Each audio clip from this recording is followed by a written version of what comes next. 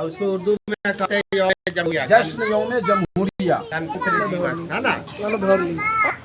जैसे ईद बकरीद का पर्व मनाते हैं वैसे इस पर्व को भी हर लोग मनाने का तरीका क्या है, इसी तरह से झंडा फहराना और हर घर पर झंडा फहराना चाहिए।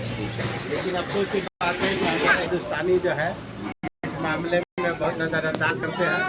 तमाम घरों पर झंडा से ये मैसेज आएगा विदेशों में कि हम हिंदुस्तान एक है, हम एक है और अगर मेरे तरफ कुछ करोगे तो हम सब लोग मिल करके जवाब देंगे, है ना। अब रही बात ये कि ये झंडा जो है, जो हम लोग को झंडा फहराने के लिए दिया गया है, जो बना है, इसको किसने बनाया है? हाँ, सुरैया तैयब ने इस झंडा को, ये झंड जो बना है, ये झंडा जो बना है, इस झंडा को सुरैया तैयब ने बनाया है। किसने बनाया है? सुरैया तैयब ने बनाया। सुरैया तैयब ने बनाया। सुरैया तैयब कोई भी पूछेगा कि झंडा को किसने बनाया तो किसने बनाया, नाम लोगे? सुरैया तैयब। ये झंडा बनाया हुआ है, बहुत लोगों ने झंडा बनाया, लेकिन इस झंडे को लोग, उस समय की जो कमेटी थी उसने इसी झंडे की मंजूरी दी, लिहाजा ये झंडा बना।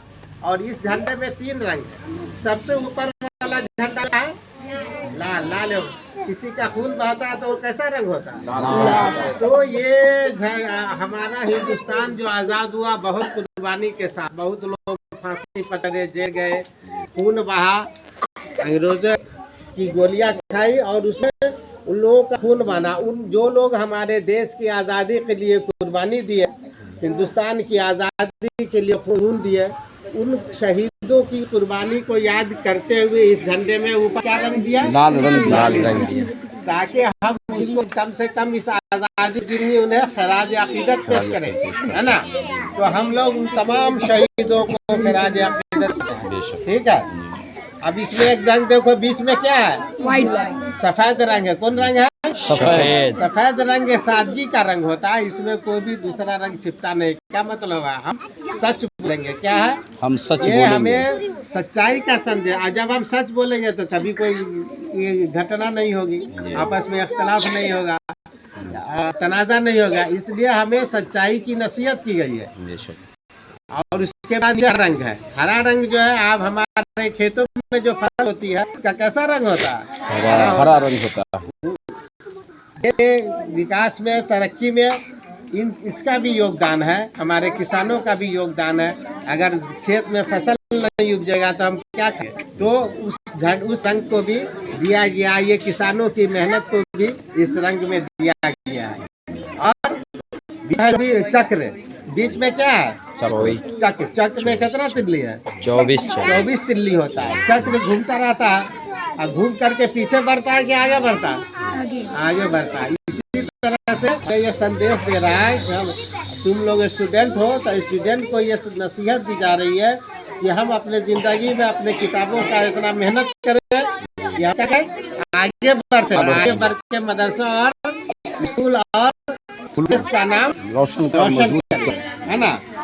अब ये कि हमारे देश का जो आज जो झंडा फहरा रहा है, इसके प्रति हमें शपथ लेना है कि हमारे देश का जो दस्तूर है उसकी हम पाबंदी करेंगे। असल शपथ यह है कि हमारे देश का जो दस्तूर है उसकी शपथ कर लेंगे।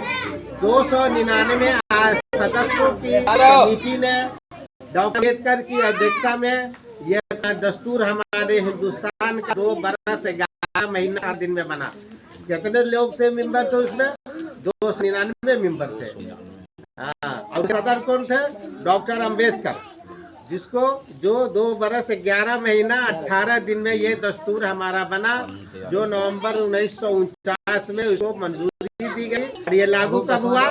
26 जनवरी 1950 से। ये 26 जनवरी 1950 को हम जाते हैं, ये नहीं कि लड़ा दिया हो गया।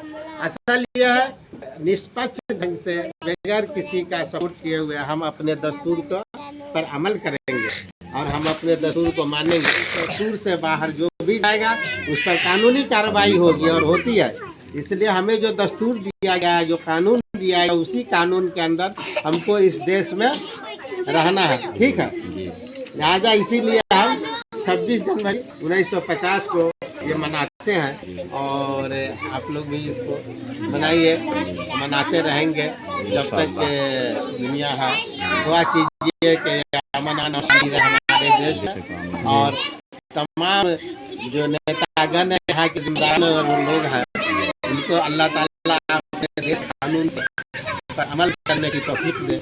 आमीन। हम लोग भी नजरअंदाज करते हैं, है ना? ठीक है।